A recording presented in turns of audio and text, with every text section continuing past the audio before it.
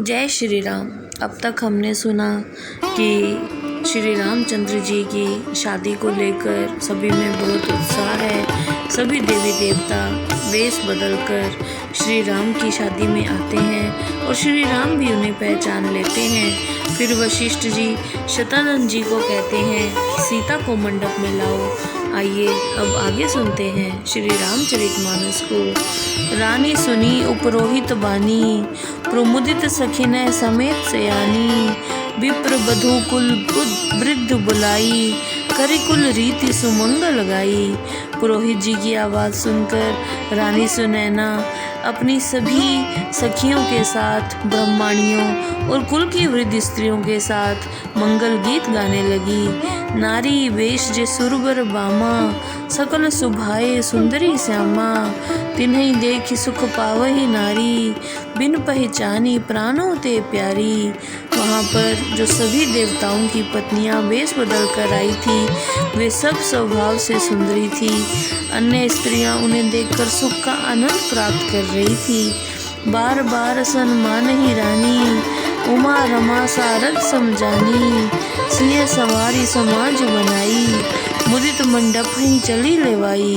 रानी सुनैना उन्हें पार्वती जी, लक्ष्मी जी और सरस्वती जी के समान समझकर बार बार उनका सम्मान कर रही थी। सभी देवताओं की स्त्रियों ने सीता जी का अच्छी तरह से श्रृंगार किया और प्रसन्नता पूर्वक उन्हें मंडप में ले आई। चली ले आई सीतही सखी, सादर सज सुमंगल भामिनी। नव सप्त साजे सुंदरी सब, मत कुंजर गामिनी। कल गान सुनी मुनि ध्यान त्यागई, काम कोकिल लाजई।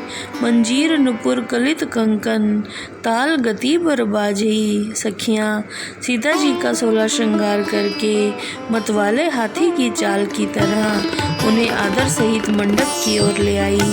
उनका मधुर गान सुनकर कामदेव और कोयल भी लज्जा गई। दिव्य कंगनों की आवाज़ ताल और गति के अनुसार बज रही थी। सोहती बनीता वृंद महू, सहज सुहावनी सिय। छवि ललना गन मध्य जनु, सुषमा तिय कमनीय। सहज और सुंदरी जानकी जी उन स्त्रियों के समूह में ऐसे शोभा पा रही थी जैसे कांति रूपी स्त्रियों के बीच में साक्षात परम सुंदर शोभा रूपी स्त्री सुशोभित हो। सिय सुंदरता बरनी न जाई, रघुमती बहुत मनोहर ताई। आवत दिखी बराती ने सीता, रूप राशि सब भांति पुनीता। सीता जी की सुंदरता का वर्णन शब्दों में नहीं किया जा सकता, क्योंकि तुलसीदास जी कहते हैं मेरी बुद्धि कम है और सीता जी की सुंदरता बहुत अधिक है। रूप की राशि और सब तरह के पवित्र सीता जी को बरातियों ने आते हुए देखा। सभई मन ही मन किए प्रणामा, देखी राम भय पूरन कामा। हर्षे दशरथ सुतने समेता, कहीं न जाई उर आनंद जेता। सबने सीता जी को मन ही मन में प्रणाम किया। श्री रामचंद्र जी को देखकर सबके मनोरथ पूरे हो गए। दशरथ जी पुत्रों सहित प्रसन्न हो रहे थे। उनके हृदय को जितना आनंद प्राप्त हुआ उसका वर्णन नहीं किया जा सकता। सुर पर नाम करी बरी सही फूला, मुनि असीस धुनि मंगल मूला।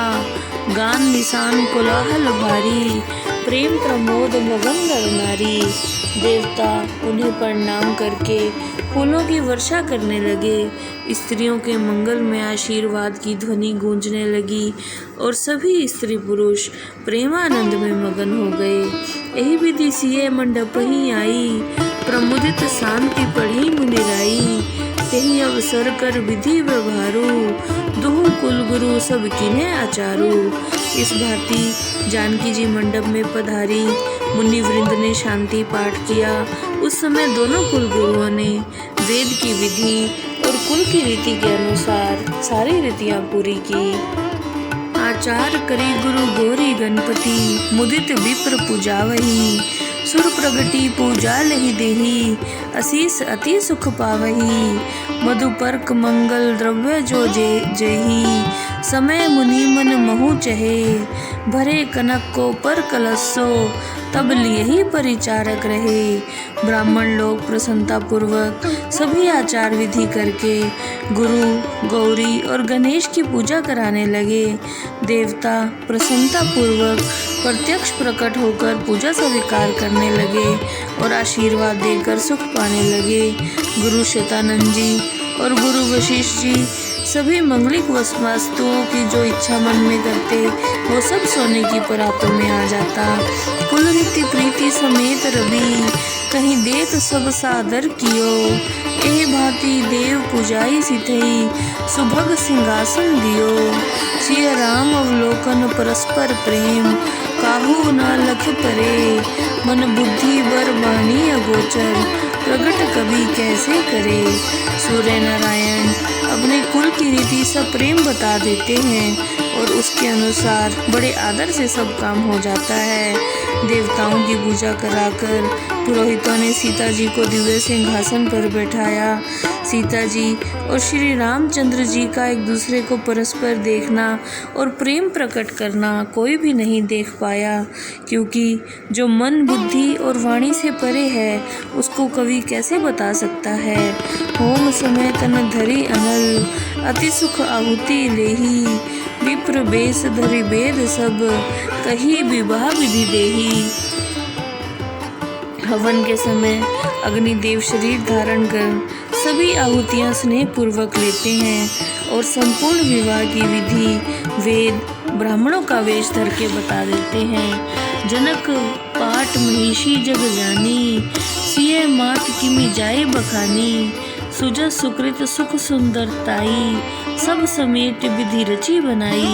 महाराज जनक जी की पटरानी और विश्वविख्यात सीता जी की माता का वर्णन कैसे किया जा सकता है। मानव विधाता ब्रह्मा जी ने उन्हें सुयश, पुण्य, सुख और सुंदरता सभी को देकर भेजा है। समौ जानी मुनि बरन बुलाई। सुनत सुहासिनी सादर ल्याई। जनक बाम दिसी सो सुनैना। हिमगिरी संग बनी जन नैना। कन्यादान का समय जानकर मुनियों ने सीता जी की माता को बुलाया। आवाज़ सुनते ही रानी को सभी सुहागिनें ले आई और जनक जी की बाई और रानी सुनैना ऐसे सुशोभित हुई जैसे हिमाचल के साथ मैना सुशोभित हो। कनक कलश मुनि पोकर रूरे। सुचि सुगंध मंगल जल पूरे। निज कर मुदित राय अरु रानी। धरे राम के आगे आनी। सोने के सुंदर कलश और मणियों से जड़ी हुई पवित्र, सुगंधित और मंगल में जल से भरी हुई परातें राजा और रानी ने प्रसन्न होकर अपने हाथों से श्री रामचंद्र जी के आगे रख दी। पढ़ई वेद मुनि मंगल बानी। गगन सुमन झरी अवसर जानी। बरु बिलो की दंपति अनुरागे। पाए पुनीत पखारण लागे। मुनिवृंद मंगलवाणी में वे ध्वनि करने लगे। ठीक समय जानकर आकाश से पुष्पों की वर्षा होने लगी। दूल्हे के रूप में श्री रामचंद्र जी को देखकर राजा रानी ने पवित्र चरण प्रक्षालन करे। लागे पखारण पाए पंकज। प्रेम तन पुलकावली। नभ नगर गान निशान।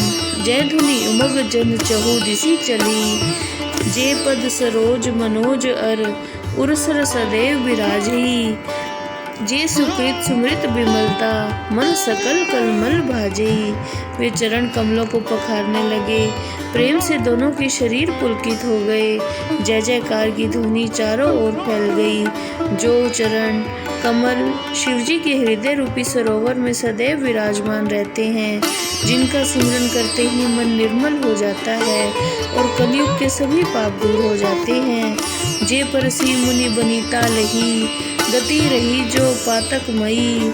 मकरंद जिन्हें को सुंद सिर सुचिता। अवधि सुरबर नई।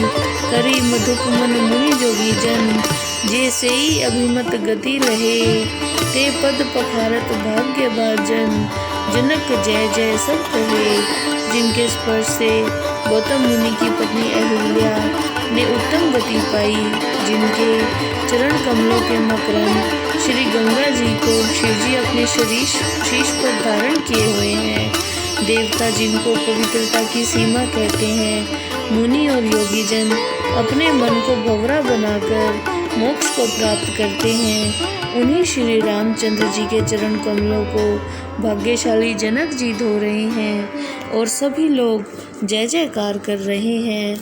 बर कुआरी करतल जोरी, साखो चारू दो कुल गुर करे, भयो पानी गहन बिलोकी, विधिसुर मनुज मुनि आनंद भरे, सुख मूल दुल्हऊ देख दंपति पुलक तन हल स्यो हियो, करी लोक वेद विधान कन्यादान, नृप भूषण कियो। वर और कन्या दोनों के हाथ मिलाकर दोनों कुल गुरु शंखोच्चार करने लगे। पानी ग्रहण हुआ और सभी देवता और मनुष्य मुनि आनंद में भर गए। राजा जनक जी ने आनंद कर दूल्हे को देखकर इतना मन को प्रफुल्लित किया कि उनका और रानी का शरीर पुलकित हो गया और उनका हृदय उमड़ने लग गया। उसके बाद राजाओं में श्रेष्ठ राजा जनक जी ने वेद की रीति के अनुसार कन्यादान किया। जय श्री राम।